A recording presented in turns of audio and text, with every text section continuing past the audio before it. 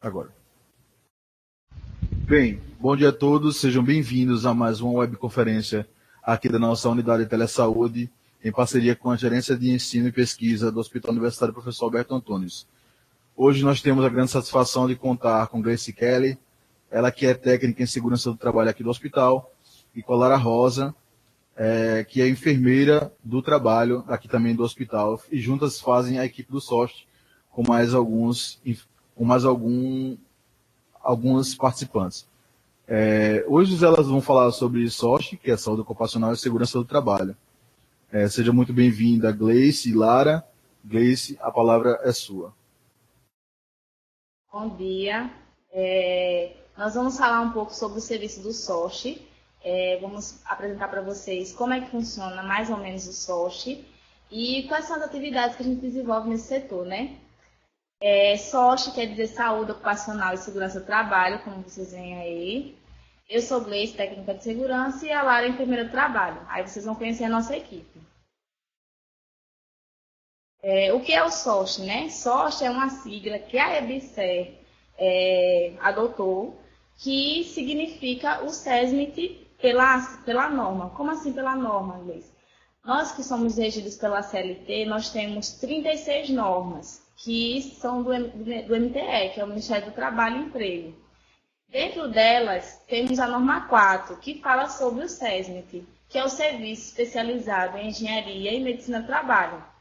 E a EBSER adotou a sigla SOST, que quer dizer Saúde Ocupacional e Segurança do Trabalho.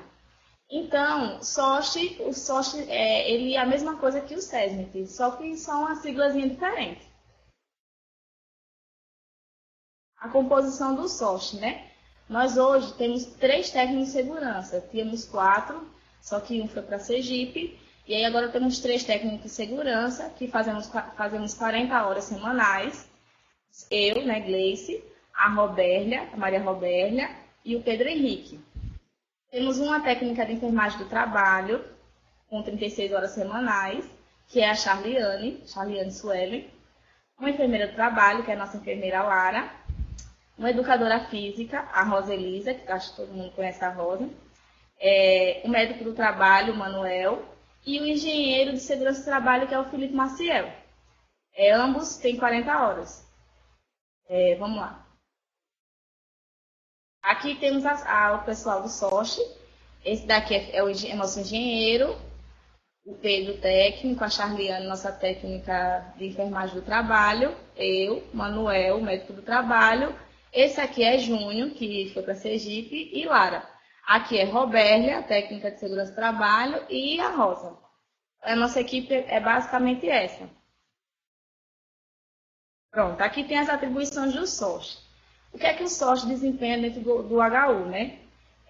Promoção da saúde e prevenção de danos decorrentes ao ambiente laboral, ao ambiente de trabalho, investigação e acompanhamento de acidente de trabalho, atividades educativas, treinamento para a utilização de equipamento de proteção individual, os EPIs, e outros relacionados com a saúde e segurança dos trabalhadores. Constituição e capacitação da Comissão Interna de Prevenção de Acidentes. Hoje temos 22 cipeiros, entre suplentes e eleitos, né? Representantes do empregado e do empregador. Vocês, em cada parte do hospital, provavelmente vocês têm um cipeiro, que eles desempenham um auxílio para a gente aqui do SOST com a questão da segurança do trabalho. Aí, o que mais, né? A CIPA ela é feita anualmente. Então, todo ano nós temos uma nova comissão. É o mandato de um ano, né? Também damos orientações sobre normas regulamentadoras, que são as 36 que eu falei para vocês. Aí tem também o controle do absenteísmo, que é a taxa que o trabalhador tem, vamos dizer assim, a quantidade de atestados, a quantidade de declaração, a quantidade de tempo que o trabalhador se afastou do trabalho, em relacionado à quantidade de funcionários. Então, é uma taxa de absenteísmo. Inspeções de ambiente de trabalho, realização de exames médicos ocupacionais, recebimento de atestados odontológicos ou médicos, e o encaminhamento para a INSS quando necessário. Como a gente é regido pela CLT, tem a questão de quando o trabalhador adoece, até tanto tempo de de afastamento, dependendo do tempo de afastamento, o trabalhador vai ser encaminhado para o INSS. Pronto. São aqui, está dizendo aqui que são 15 dias, né? Acima de 15 dias, o trabalhador já vai ser encaminhado para o INSS. Então, esse encaminhamento é feito pelo SOST. Campanhas e treinamentos. Eu acredito que todo mundo que está aqui no HU já viu a gente já realizando alguma campanha ou algum treinamento. As atividades educativas, que são as campanhas voltadas para o trabalhador. O Maio Amarelo, o Abril Verde. O Maio Amarelo até teve a parceria desse ano com o Detran, ano passado também. Então, são atividades que visam educar o trabalhador quanto aos riscos de acidente, quanto à postura em relação ao trabalho e à segurança no trabalho, né? Treinamento de integração e utilização de equipamento de proteção individual e outros relacionados à saúde e segurança. A questão do treinamento de integração é quando vocês chegam. O trabalhador chega no HU, a gente geralmente faz isso com o pessoal da EBSE quando chega, né? Recebe a convocação e aí o que a gente faz? Tem a integração. Na integração, o SOST passa algumas medidas de segurança que tem que ser cumpridas, né? Para que não haja acidente ou nenhuma doença ocupacional. DDS, o que é DDS? É um diálogo diário de segurança. O que é isso? É um mini treinamento que pode ter temas variados, EPI, a questão de acidente de material biológico. Então, é um treinamento só que é mais reduzido, é mais rápido. Geralmente, tem algumas empresas que fazem isso todos os dias. Só que como temos uma quantidade de setor muito grande, não tem como a gente fazer todos os dias um DDS em um setor só. Então, a gente vai fazendo isso intercalando. Está um dia no setor, outro dia está em outro setor. E aí, funciona assim. Equipamento de proteção individual. Eu acho que todo mundo, pelo menos aqueles que trabalham no assistencial, eles já tiveram contato com o equipamento de proteção individual.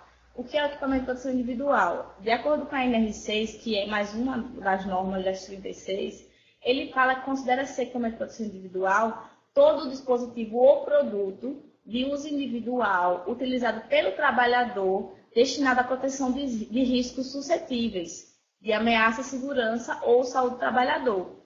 Então, o Ministério do Trabalho já deixa claro o que é o EPI. E ele também deixa claro que ele é para o trabalhador e para proteger ele de qualquer tipo de acidente ou doença ocupacional. Proteger assim, o acidente não vai deixar de acontecer. Como, por exemplo, eu sempre dou esse exemplo.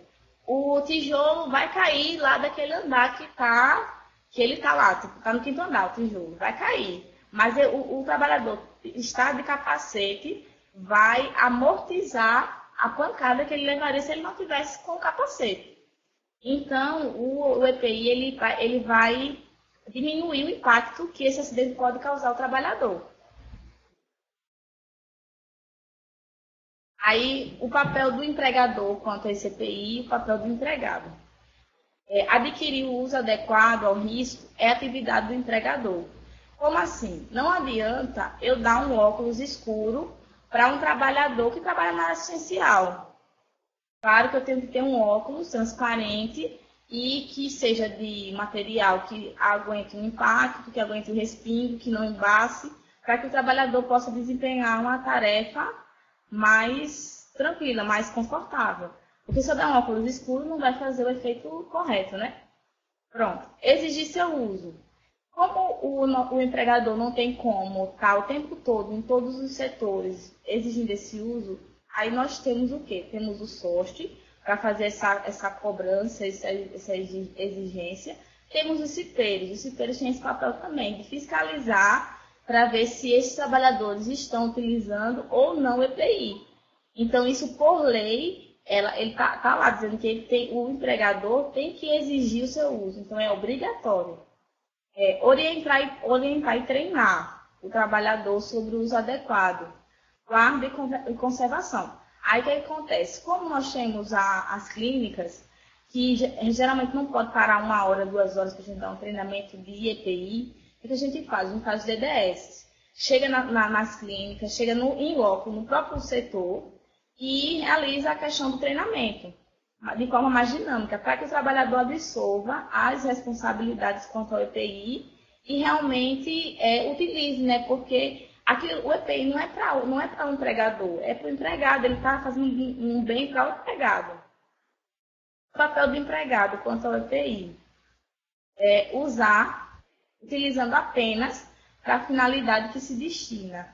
Por quê? Eu ganhei um óculos transparente, achei muito bonito. Então, eu vou usar ele para ir para o shopping, porque eu achei muito legal. Isso daí não é bom, porque a norma ela não dá essa orientação. Por quê? Quando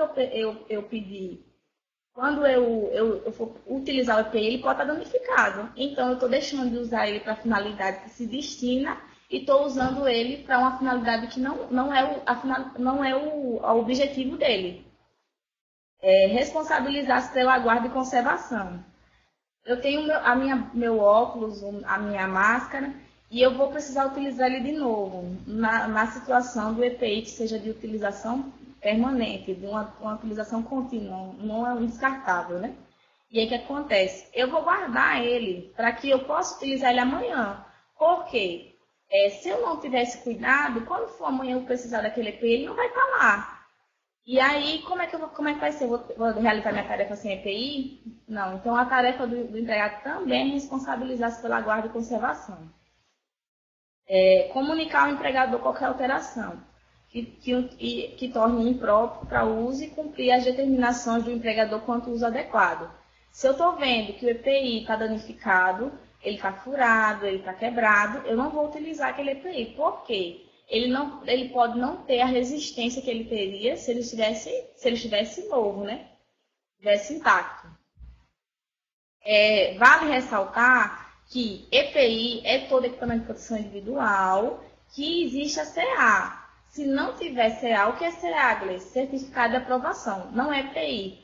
Poxa, Gleice, minha bata é um EPI? Não, sua bata não é um EPI, a sua bata é uma barreira de proteção. Ela serve para lhe proteger de algum tipo de respingo, de uma secreção, mas ela não é considerada EPI, porque EPI só é aquele que tem CA, Certificado de Aprovação. Esse CA ele é emitido pelo Ministério do Trabalho, ele é comprovado que o equipamento de proteção individual ele resiste a esse impacto que ele deve ter. Sendo uma máscara, sendo um capacete, uma bota, um óculos, ele foi aprovado pelo Ministério do Trabalho. Ferramentas importantes no HU, em relação aos EPIs, né? A ficha de EPI. Gente, a ficha de EPI, ela é muito importante para comprovar que o trabalhador, ele recebeu aquele EPI. Para a gente saber que ele recebeu e ter a comprovação que naquele dia ele recebeu e para que o trabalhador comprove que ele talvez não recebeu. E aí o que acontece? A questão da ficha de EPI... mas eu vou registrar todos os EPIs. Imagina, eu vou usar 100 luvas de proteção por dia. Eu vou registrar uma por uma? Não. Os EPIs descartáveis, eles não são registrados na ficha de EPI, até porque seria inviável. Mas, por exemplo, os EPIs que a gente tem um tempo mais de uso, o óculos, a N95, esses EPIs, eles podem ser registrados, até porque você vai demorar um tempo para poder trocar aquele EPI. Diálogo diário de segurança.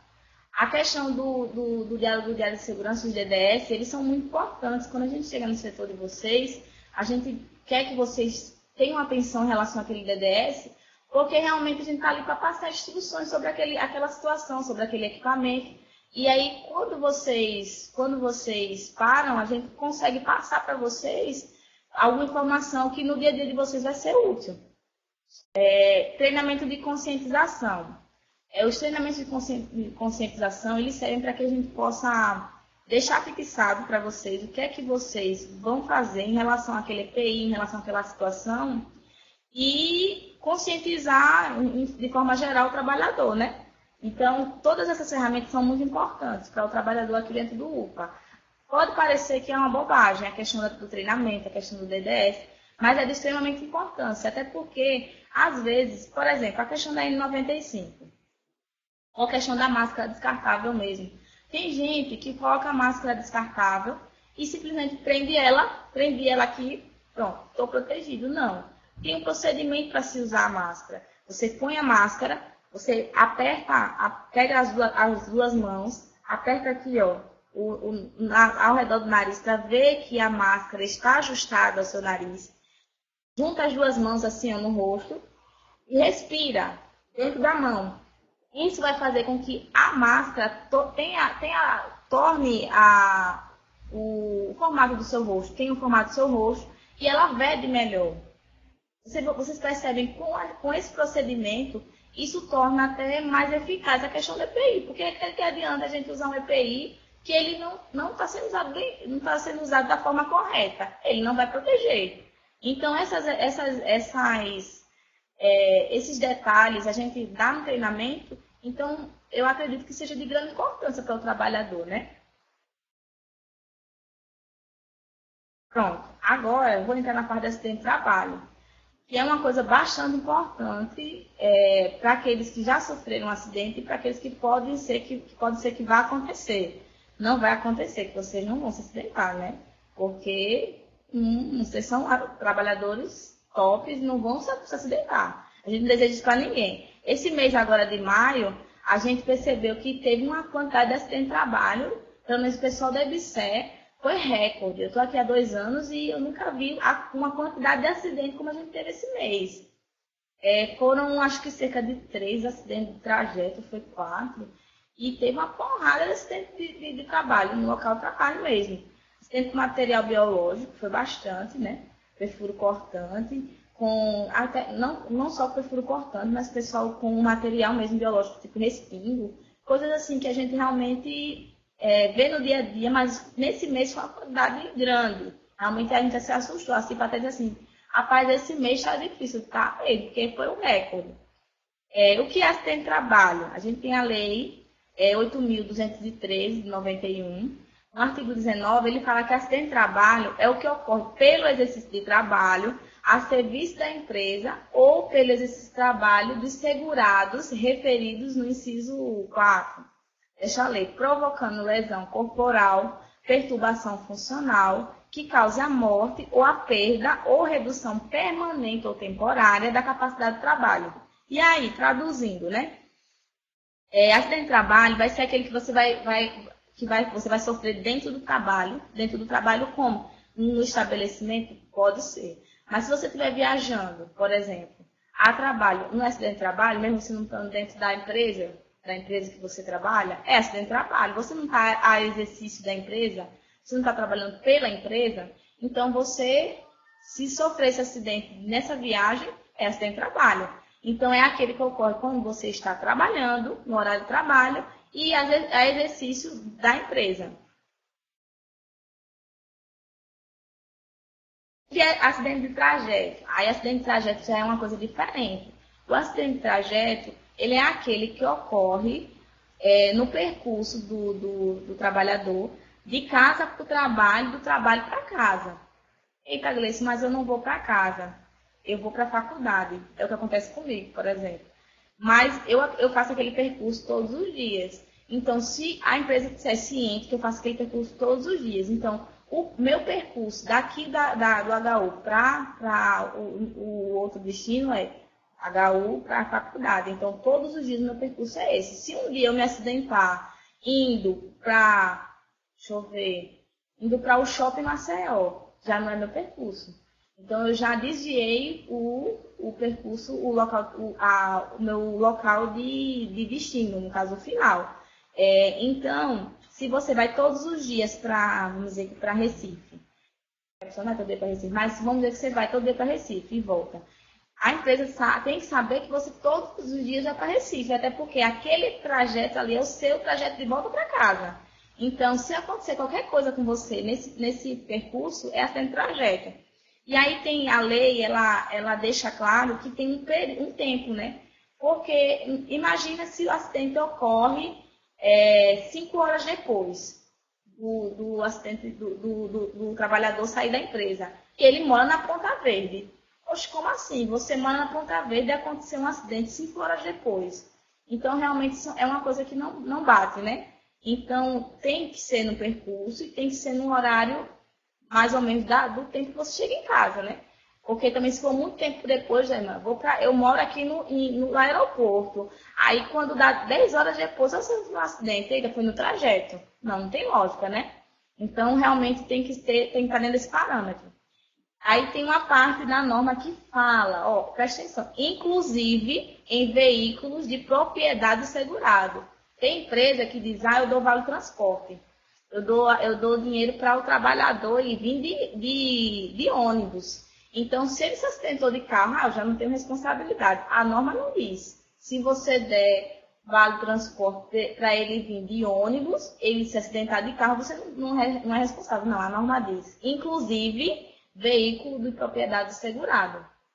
Qualquer que seja o meio de locomoção. Então, gente, sofreu acidente nesse percurso de casa para o trabalho ou do trabalho para casa, é acidente de trajeto, vocês têm que comunicar a gente.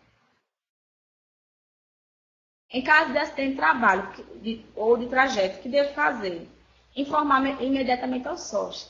A lei também diz que a gente tem que informar esse acidente de trabalho em 24 horas úteis. Eita, Gleice, me acidentei na sexta. E agora, segunda vai dar tempo? Dá, são úteis. Então, sexta-feira se acidentou. Você tem até segunda para poder informar esse acidente.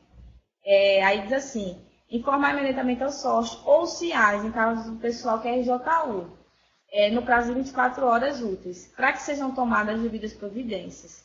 Será feita a investigação do acidente e a abertura da comunicação de acidente de trabalho, em acidentes enquadrados no artigo 19 ou em acidente de trajeto, mediante a comprovação do mesmo. Como assim?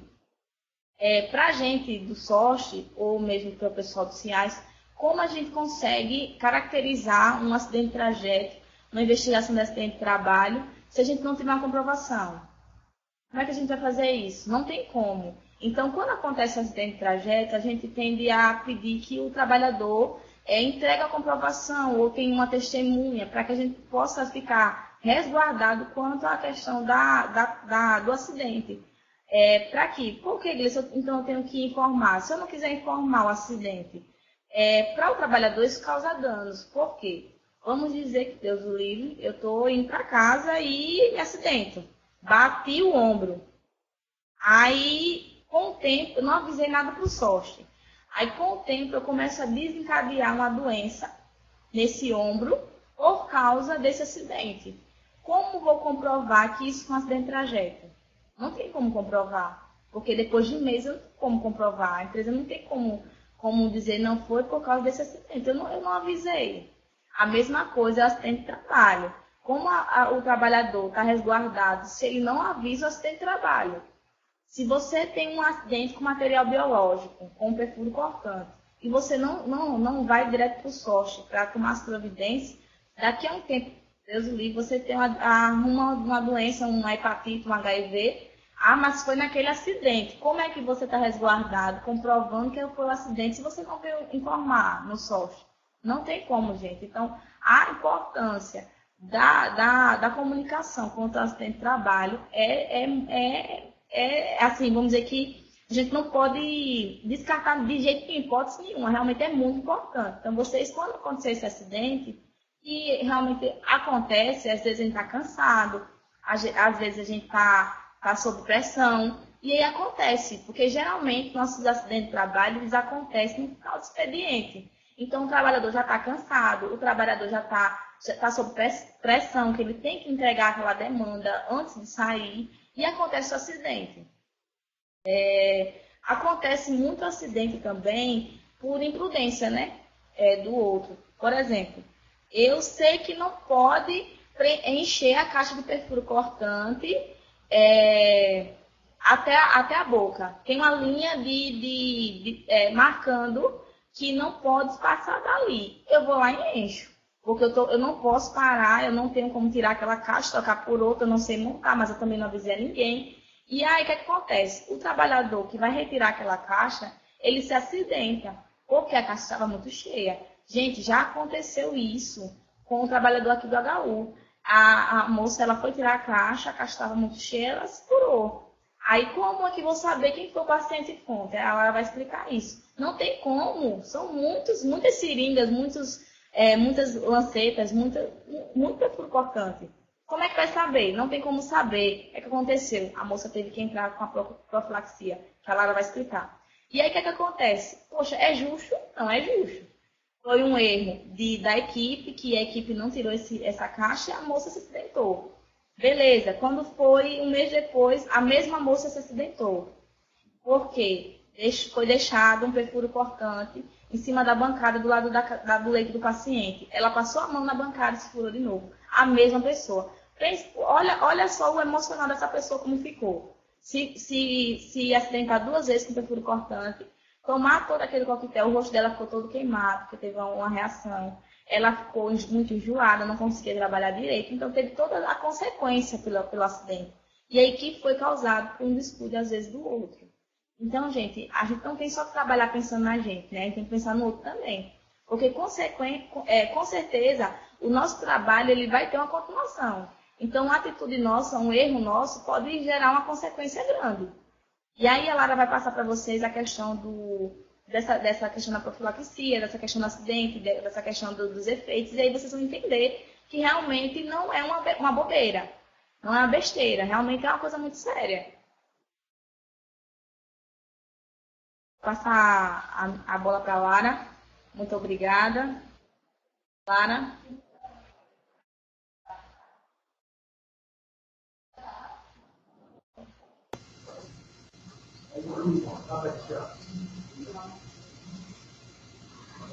Bom dia, pessoal.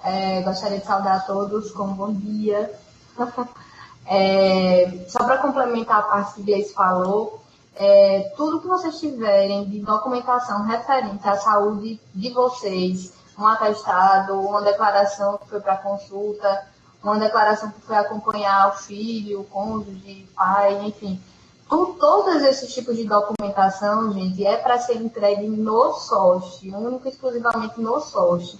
Por que eu estou dizendo isso? Tem muitos funcionários que estão entregando diretamente para a chefia e, assim, entregou essa documentação para a chefia, a gente não tem como lançar no sistema para que o dia seja abonado ou seja, o dia seja justificado. Né? Então, assim, avisem para o pessoal, avisem para a equipe de vocês, disseminem essa informação, que todo tipo de documentação tem que ser entregue no SOSH, tá certo? Não está passando o meu slide.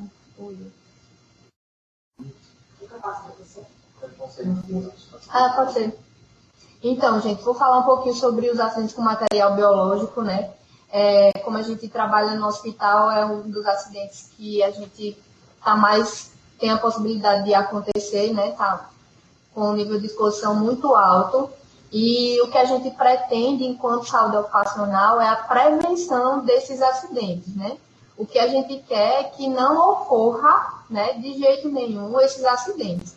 Mas, no caso de quando vier a ocorrer, né, a gente tem esse protocolo, tem esse fluxo que é com acento com material biológico, né, que foi desenvolvido pelo Serviço de Controle de Infecção Hospitalar daqui do hospital, né, a USCIH, juntamente com o pessoal do CIAS. E aí eu vou falar um pouquinho sobre esse fluxo para que seja disseminada essa informação, tá certo? Tudo começou nos anos 80, né, com o início dos casos de AIDS, HIV-AIDS, né? Porque começou-se a transmissão dos patógenos, principalmente em profissionais de saúde. E aí, naquela época, 70, 80, a década de 70 e 80, não se havia tanta prevenção e precaução como se existe hoje. Né? Então, assim, se a gente pensar há 30 anos, né, atrás, ou seja, um período muito perto, né, do que a gente vive hoje em dia, E então foi a partir do início do surgimento dos casos de HIV/AIDS que começou a surgir toda essa problemática nos profissionais de saúde. E aí foi detectada a transmissão de 60 patógenos diferentes após a exposição com material biológico em trabalhadores da saúde, né? Então, assim, para vocês verem a importância realmente da prevenção. E dentro desses 60 patógenos, o que a gente tem assim, de mais importante, né, vamos dizer assim, são os vírus de hepatite B, C e HIV, que são comprovadamente transmitidos durante um acidente, né, com material biológico. E na década de 87, se falava em precauções universais. O que é isso? Só se tinha orientação para se prevenir, para os profissionais de saúde se prevenir, caso os pacientes tivessem HIV, hepatite B ou C. Né? Ou seja, se aquele paciente tivesse HIV, então eu, enquanto enfermeira, iria me proteger. Né? E aí, somente em 96 que foi se começar a falar em precauções padrão. Quer dizer, eu tenho que me proteger enquanto profissional de saúde em qualquer caso, em qualquer tipo de paciente, né? Não existe essa...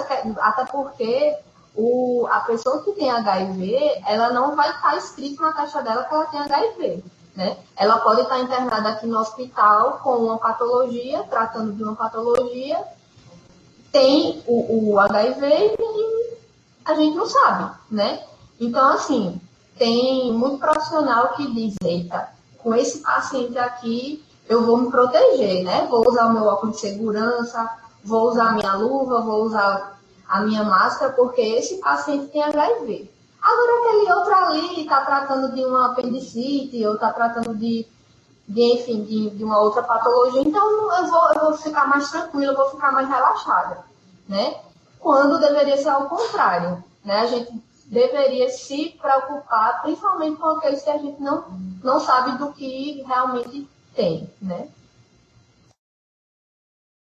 Os tipos de exposição que a gente pode ter durante um acidente são as percutâneas, né, que é quando é causado por um instrumento perfuro-cortante, a exposição em mucosa, que é quando há respingos envolvendo olhos, nariz ou boca, as cutâneas, quando há o contato com a pele não íntegra, por exemplo, a gente, né, que a mulher gosta muito de fazer unha, né, e aí faz uma cutícula e aí cria-se uma porta de entrada naquela cutícula, que a gente talvez não perceba. E aí, de repente, o sangue do paciente encosta naquela cutícula, né?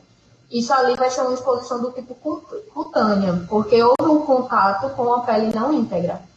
E por mordeduras humanas, né? Que é quando há às vezes o paciente, né? Enfim, sofre algum surto e aí pode ter o acidente com o profissional.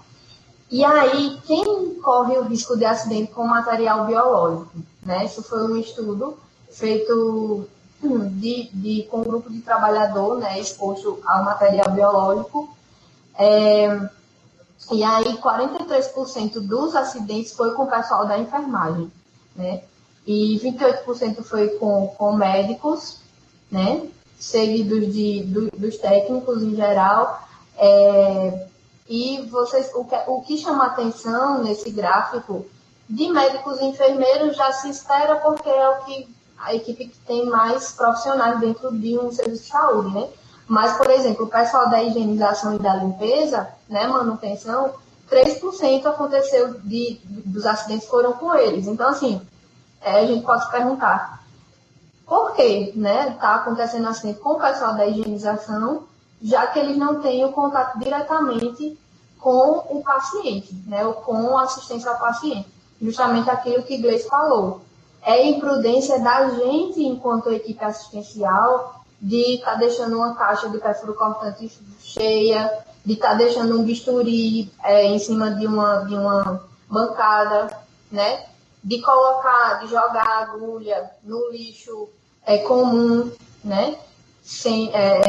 Ao invés de jogar no recipiente do perfuro cortante, né? Enfim, isso era para ter a gente era para ter 0% de acidentes com o pessoal da higienização. Mas não, a gente ainda assim tem 3%, infelizmente, né? O risco de doença ocupacional no ambiente hospitalar. Existe uma estimativa de 600 mil a 800 mil acidentes com perfuro cortante por ano em hospital lá nos Estados Unidos. Né? Isso é o que a gente sabe de fato, né? O que chega para a equipe de saúde ocupacional. Só que a verdadeira incidência é desconhecida. Por quê? Porque é uma subnotificação muito grande. E porque às vezes o pessoal sofre um acidente e não comunica para a gente, né? Se a gente está cansado de saber. Se corta, se fura, se a pressão do paciente vai para a mucosa ou pele do profissional e o profissional diz, não, isso é besteira, já estou acostumado, né, não vai acontecer nada e aí deixa para lá. Então, estima-se que essa quantidade de acidentes é bem maior do que realmente a gente sabe, né? Os custos com os acidentes, né? Por isso que a gente fala tanto em prevenção. Por quê? Durante a exposição ocupacional, a gente tem que fazer os exames laboratoriais, tem o tempo de trabalho perdido, né? Geralmente, em um acidente com material biológico, por exemplo, um perfurante. A pessoa se perfurou, beleza, né? Ela só foi um corte, ela não vai ser afastada do trabalho. Mas tem acidentes com material biológico que o emocional da pessoa fica tão acometido que ela pode se afastar do trabalho devido àquilo ali, né? Ela pode trabalhar normalmente, porque o corte foi pequeno, mas o emocional dela está tão abalado que ela pode se afastar do trabalho devido ao acidente, né? E aí a gente perde mais um recurso humano, né? Mais uma força de trabalho perdida, né? Para o hospital, que já geralmente precisa e geralmente é muito carente nesses casos, né? A gente tem um custo com as medidas profiláticas pós-exposição, né? Quando o paciente tem um HIV positivo, a gente tem que fazer o acompanhamento durante 3 meses, né? Então, assim, é muito custo desprendido, né? Muita atividade muito tempo que a gente gasta, né, nesses casos. E com a pós-exposição, se ela não tiver profilaxia para o HIV, né, estima-se que a gente gasta de 80 a 560 dólares, né? Quando tem essa profilaxia, mais para frente eu vou explicar, a gente gasta de 1.400 a 2.000 dólares, né? Quando há uma soroconversão, ou seja, quando o profissional acidentado, ele se contamina, ele passa a ter o HIV, né? A partir do acidente, a gente gasta 1.300.000 dólares, né? E o custo psicossocial, como eu falei inicialmente, a gente não consegue estimar, né? Porque é muito grande. Desde o final dos anos 90, a gente tem conseguido diminuir a transmissão ocupacional do HIV, né? Principalmente por conta da prevenção e da gestão da pós-exposição, né? Em relação ao risco de transmissão, depois de um acidente, né, envolvendo principalmente a exposição percutânea, né? O risco que a gente tem, por exemplo, do HIV, é 0,3%, né? Quando acontece um acidente, muitas vezes os profissionais envolvidos ali ficam muito preocupados com o HIV, né? Porque é o que mais assusta. Mas se a gente for ver aqui a porcentagem, ele é o que tem o menor risco de transmissão, né? O vírus da hepatite C tem de 1 a 10%, né? E o vírus da hepatite B pode chegar a 40%, né? Então, assim, todo mundo se preocupa com HIV, mas o risco de transmissão da hepatite B é bem maior. E o que a gente tem, assim, de bom, né, na questão da hepatite B, é que é uma doença imunoprevenível, né? Então, assim, a gente pode se prevenir, além dos usos de EPI, além de todo o cuidado que a gente possa ter para evitar o acidente, a gente também pode se vacinar para evitar se contaminar com a hepatite B, né? Por isso que a gente tem um controle vacinal muito grande dos trabalhadores, né? Principalmente para essa questão da hepatite B. Quando a gente começar a fazer os exames periódicos, um dos exames pedidos vai ser o anti-HBS, né? Que é para a gente ver se todos os trabalhadores estão tanto vacinados quanto imunizados para a hepatite B, né? Caso alguém não tenha conseguido se imunizar, a gente encaminha para fazer a vacinação. Falando um pouquinho do nosso hospital, né, do nosso UPA, esses dados aqui de 2014, na graduação nós tivemos 2.023 alunos. Residentes foram 71, residentes médicos, né, 71 em 13 especialidades. E residentes multiprofissionais nós tivemos 30. Por que eu estou apresentando esses dados, né? O nosso hospital é um hospital escola, né? Então, além dos profissionais que a gente tem que ter todo o cuidado, nós também temos essa gama aqui de pessoas, né? Que não são funcionários do hospital, mas estão diariamente no nosso hospital, né? E que a gente precisa ter um cuidado muito grande também com eles, né? Porque estão diretamente expostos a todos os riscos que todos os trabalhadores estão expostos, né? Aqui eu apresento uma série dos acidentes ocorridos aqui no HU, de 2007 até 2016, né? Até a EBSE entrou aqui no HU em 2014, né? Então a gente vem 2014, 2015, 2016 com os dados dos trabalhadores do regime jurídico único, dos residentes acidentais também, dos estudantes da graduação e dos trabalhadores da EBSE, né? Esses dados aqui de 2014 a 2016. Então, vocês podem ver aí, em 2017 teve 39 acidentes, 2008 19, 2009 40 e assim por diante. Vocês podem perceber que essa série daqui é o que a gente tem de acidentes que as pessoas notificaram para a gente, né? Que a gente fez o acompanhamento. Porque aquele acidente que a pessoa se fura e não procura a gente, não tem como estar na nossa estatística aqui, né? Vocês podem ver que aqui em 2015 foram 40 acidentes, em 2016 51 acidentes, né? Então, assim, houve um aumento considerável, né? Só que devido à subnotificação, a gente não pode dizer que houve realmente um aumento ou se as pessoas estavam mais conscientizadas e estavam procurando mais agentes, né?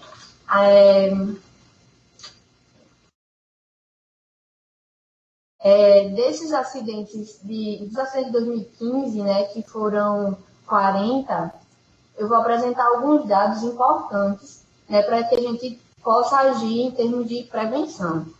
Dos 40 acidentes, 38 a gente conhecia o paciente fonte. Por que é importante a gente ter essa informação? Para poder fazer a sorologia do paciente fonte, né? Para saber se ele tinha HIV, se ele tinha hepatite B, se ele tinha hepatite C. Porque se a gente não sabe dessas informações, não tem como tratar o profissional, né? Não tem como intervir no acompanhamento do profissional. E no caso, 2 acidentes a gente não conhecia o paciente fonte. Aí, nesses casos do não conhecimento, o que é que a gente tem que fazer? A profilaxia pós-exposição, né? Que é tomar os comprimidos para prevenir o HIV durante 28 dias, né? E isso é um problema muito grande, né? Porque, assim, causa várias reações, é um tratamento realmente muito difícil, e enfim, né? No caso, os dados por gênero, né? Foram 77% dos acidentes foi feminino, né, do gênero feminino e 22% do gênero masculino, né? Até porque a nossa quantidade de profissionais é bem maior do gênero feminino do que do masculino. Dessa população aqui, dessas 31 mulheres e 9 homens, dessas 31 mulheres, 2 estavam gestantes, né? Então, assim, mais um dado preocupante, porque além da saúde do profissional, existe também a saúde da criança, do bebê, né? Então, a gente já aumenta a nossa preocupação aqui nesse caso. E a situação vacinal dos profissionais. Para vocês terem uma ideia, apenas 67% estavam vacinados contra a hepatite B, né? Então, isso é um dado muito alarmante, porque, no caso, vamos dizer, 28% não estavam vacinados, 5% a gente não tinha informação. Então, 33% da população que sofreu assim, com material biológico não estavam vacinados, né? Então, a gente tem uma sala de vacina aqui no HU, né, que todo profissional pode ir lá se vacinar, funciona segunda a sexta pela manhã, sempre está funcionando. Então, deixar aqui claro que é muito importante a gente se vacinar, principalmente contra a hepatite B. Os acidentes por tipo de procedimentos, né, e a questão do uso do EPI. 13 acidentes foram por procedimento cirúrgico, né? 19 foi envolvendo agulha, que é o que a gente tem de mais comum. Agora, para vocês terem uma ideia, um acidente foi devido ao reencape de agulha, né? O reencape de agulha é uma prática totalmente inaceitável no ambiente de serviço de saúde, né? E principalmente depois da NR32, que foi lançada em 2005, né? Uma prática totalmente inaceitável, que não pode ser realizada no ambiente de saúde, só que uma pessoa foi reencapar uma agulha e sofreu um acidente, né? E outra, o acidente foi com um descarte no chão, né? A agulha estava no chão e a pessoa se furou. Agora, os dados de uso de EPI, né? Dos 40 acidentes que a gente teve, 33 dos acidentes não estavam usando óculos de segurança, né? Esse é um dado muito que a gente sempre fica em estado de alerta com esse dado. Por quê? Né? Porque o óculos de segurança é o que a gente tem de proteção para a nossa mucosa ocular, né? E aí, assim, no hospital está disponível, no almoxarifado está disponível, não falta. Caso algum trabalhador não possua o óculos de segurança, é só solicitar ou para a coordenação imediata, ou para a chefia imediata, ou no próprio almoxarifado mesmo, que é entregue esse óculos, né? A gente está para lançar uma norma de entrega de EPI, né, Cleice? Que a gente vai tentar regular um pouco mais essa entrega do EPI, né, que hoje em dia é feita pela chefia imediata do funcionário, mas a gente vai tentar regular essa entrega mais direitinho. No caso por tipo de exposição, né, os acidentes por tipo de exposição, a gente teve dos 40, 34 foi percutâneo, 3 foi mucosa e 3 precisou fazer a quimioprofilaxia, né? E tinha um com paciente fonte HIV positivo. Os fatores que aumentam o risco de transmissão, né? A quantidade de vírus envolvida, ou seja, vai depender do estado do paciente fonte, em como ele se encontrava, né? O volume do sangue, da exposição, quando injeções intramusculares profundas, agulhas grossas ou injeções com sangue, grandes volumes de sangue, o contato prolongado, a porta de entrada grande com ferimento, e o estado imunológico do receptor, né? Ou seja, do profissional cometido. Então, assim, a gente tem algumas estratégias, né, para prevenir e minimizar os riscos de transmissão, né, que é a imunização, né, isso aí a gente não pode deixar de ter, o EPI, a higiene das mãos, né? Os cuidados próprios que a gente tem que ter com o fósforo cortante e a educação continuada, né? Então, e a educação permanente também. E outras estratégias também seriam os cuidados imediatos na hora do acidente, a profilaxia do HIV, da hepatite B e o segmento do acidente. Né? Então, assim, para a hepatite B, a gente tem aquele esquema vacinal de 3 doses. Né? A primeira dose a segunda dose é aplicada 30 dias depois da primeira e a terceira 180 dias após a primeira. Então, assim, um dado que a gente tem importante é que 10 a 20% não alcançam os títulos protetores de anticorpos, ou seja, 10 a 20% da população que toma as 3 doses da vacina não vai estar imunizada, né? Aí, você tomar as 3 doses não é garantia de que você ficou imunizado. Por isso que é importante fazer o anti-HBS para a gente ver se houve realmente a soroconversão. E a profilaxia do HIV, né? A gente chama de PEP, né? E ela deve iniciar em até 2 horas após a exposição, com um limite de 72 horas, né? Então, caso tenha algum acidente e o paciente fonte seja HIV positivo, o profissional precisa tomar os remédios em até 2 horas, mas também pode tomar em até 72 horas, né?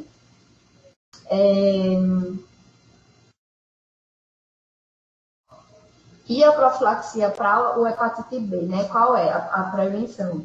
Seria realmente a vacinação, né? Caso a pessoa não tenha se vacinado ou não tenha soroconvertido, né, a vacina, a gente tem a imunoglobulina chamada imunoglobulina anti-hepatite B, né, que também é outra estratégia que a gente pode utilizar caso a pessoa não tenha se vacinado. Ela preferencialmente deve ser tomada nas primeiras 24 horas após o acidente, ou até 7 dias, né? Então, no caso de hepatite B, a gente tem um prazo um pouquinho maior. Ela é feita quando o paciente fonte tem a hepatite B, né? Ou seja, quando ele tem um HBsAg positivo. E quando o acidentado não for vacinado, tiver a vacinação incompleta, ou ele for não respondedor, né? E a imunoglobulina anti-hepatite B, ela confere uma imunidade provisória de 3 a 6 meses. E no caso do vírus da hepatite C, caso o paciente fonte tenha a hepatite C, não há o que a gente fazer com o profissional, né? Realmente a gente tem que acompanhar ele, né? E para ver se ele vai soroconverter, né? Realmente a gente, o mais agora, assim, né? No caso preocupante seria o vírus da hepatite C, porque não tem nenhuma profilaxia, nem vacinação, nem há o que fazer após o acidente. Então, falando um pouquinho do nosso fluxo, né, do acidente com material biológico, o que fazer, né? Em cada setor, em cada pasta, em cada setor, a gente faz questão de colocar esse fluxo nos murais, tem a pastinha preta, né, do acidente com material biológico, a gente divulga nos grupos também, né?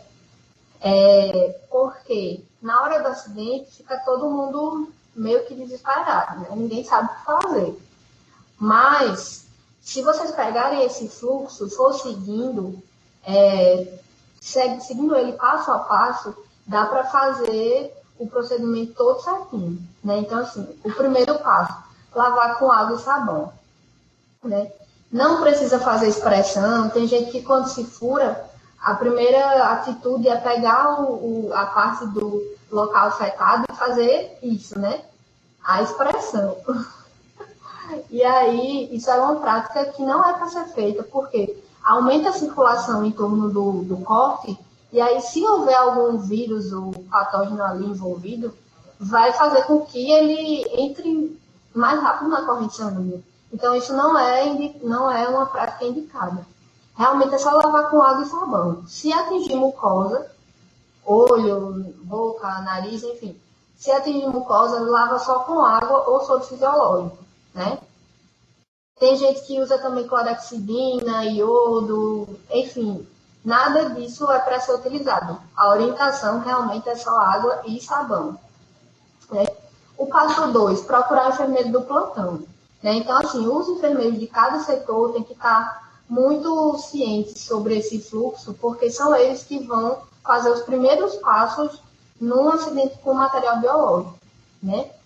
Então, o enfermeiro vai solicitar os exames do profissional acidentado e do paciente-fonte. Aí o enfermeiro pode dizer, mas Lara, eu não sei não que exames são esses.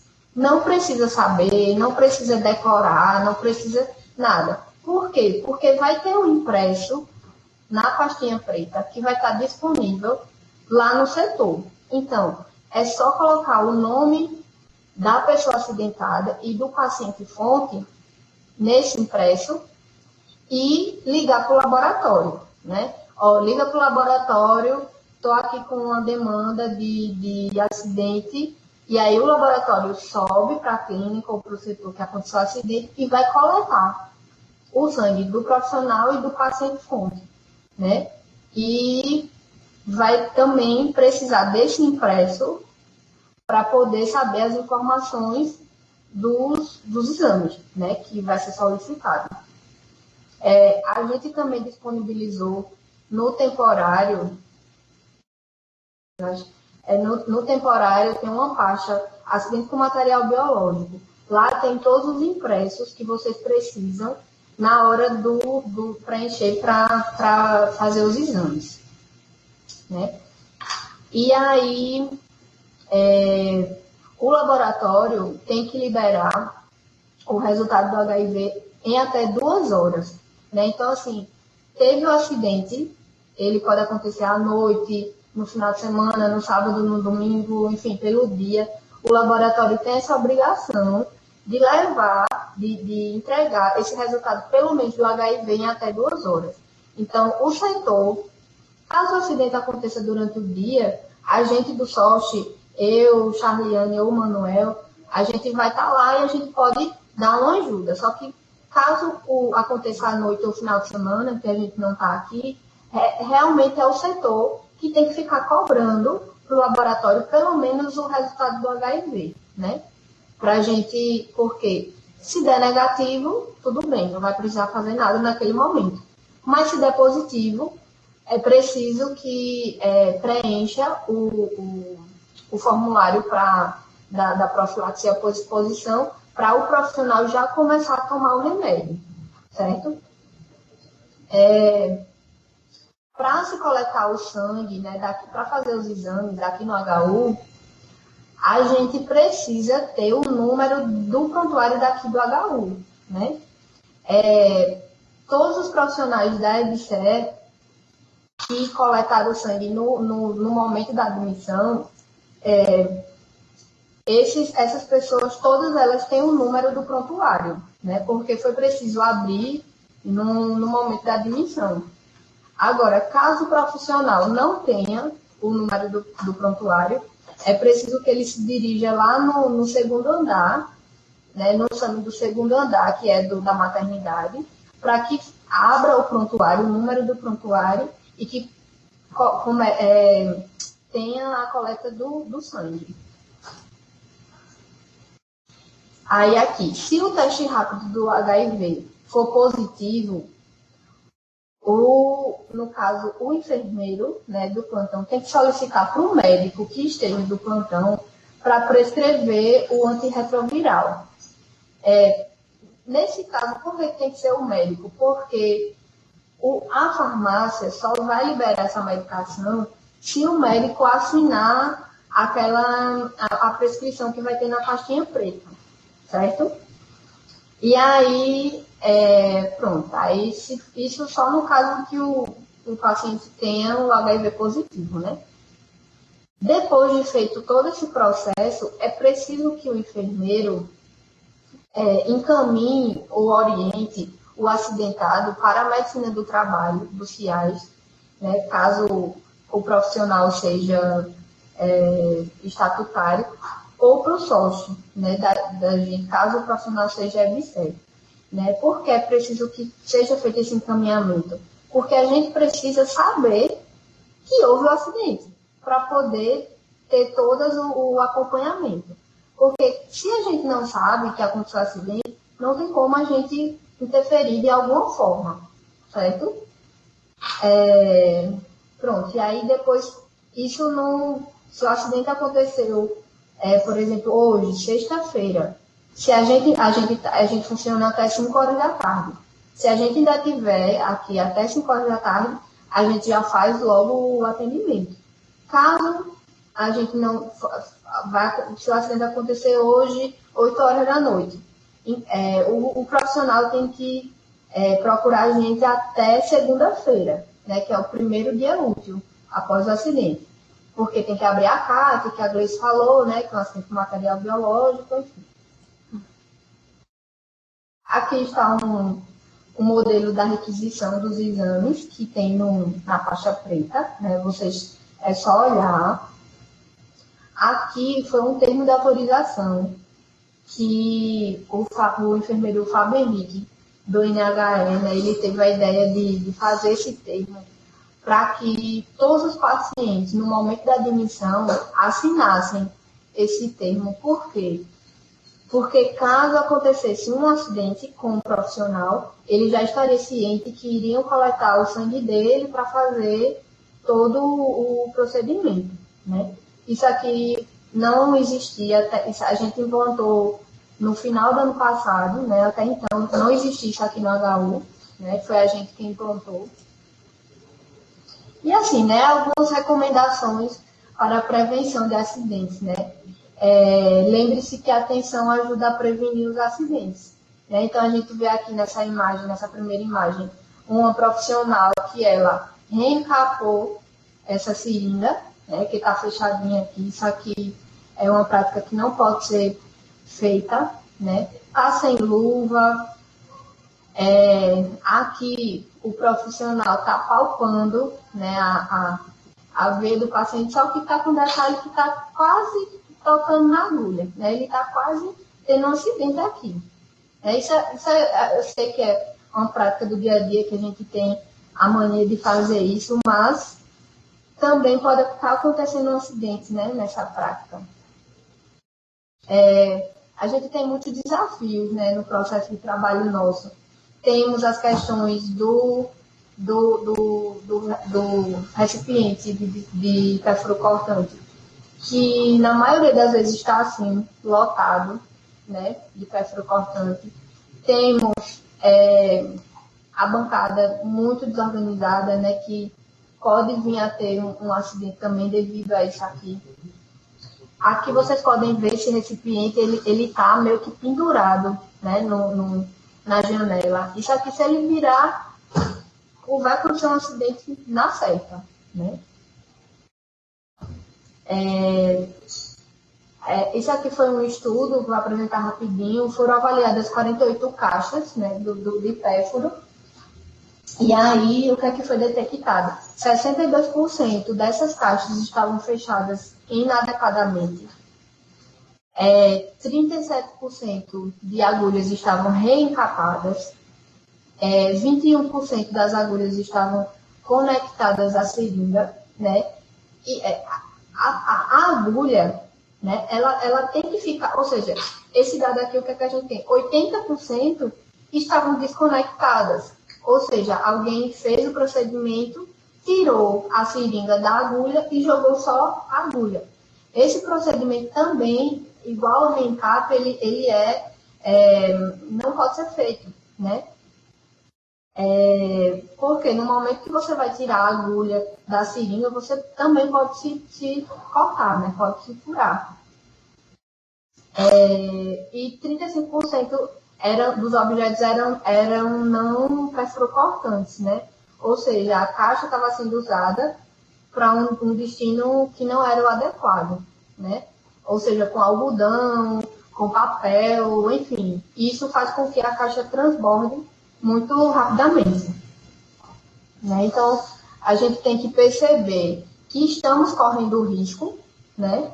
Que o risco é significativo, a prevenção faz a diferença e que valerá todo o esforço a gente se prevenir, né? A gente costuma dizer assim que quem se protege, né? A proteção da pessoa é um ato de consciência nossa, né? É um ato de, enfim, porque a gente pode estar, a gente tem que pensar o seguinte, que é uma prevenção nossa, dos nossos amigos e da nossa família, né? Porque a gente vai sair daqui do trabalho, vai chegar em casa e aí vai ter filho, vai ter marido, vai ter esposo, vai ter pai, vai ter mãe, né? Então a gente precisa se cuidar para também cuidar das pessoas que estão em volta da gente, né? E aqui eu deixo os nossos contatos, né, do enfermeiro Fábio Henrique do NHE, o meu e da doutora Silvana, que é médica do trabalho lá de Ciais, né? Qualquer coisa, qualquer dúvida que vocês tiverem, podem entrar em contato com a gente. E por último, eu deixo uma mensagem final que é: aprender é a única coisa que a mente nunca se cansa, nunca tem medo e nunca se arrepende, né? Então, é isso que eu deixo para vocês, né? E é isso. Só para complementar, nós temos o ramal de segurança. E o 5473. Então, quando vocês quiserem falar com a gente na segurança, é só vocês trocarem o 5452 por 5473. E vocês têm também o 5497, que é da sala do nosso engenheiro Felipe.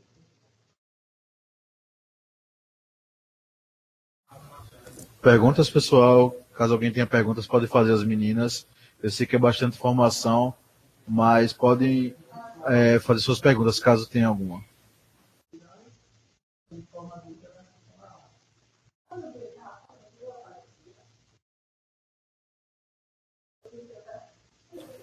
Bom, como as nossas outras palestras, essas palestras também estarão no nosso canal do YouTube, onde eu já coloquei o link aí. Agradeço muito a presença da Lara e da Gleice. Obrigado mais uma vez às duas pela excelente palestra. É bastante informação, como eu falei anteriormente, mas bastante esclarecedor também. Obrigado às duas mais uma vez e até a nossa próxima webconferência.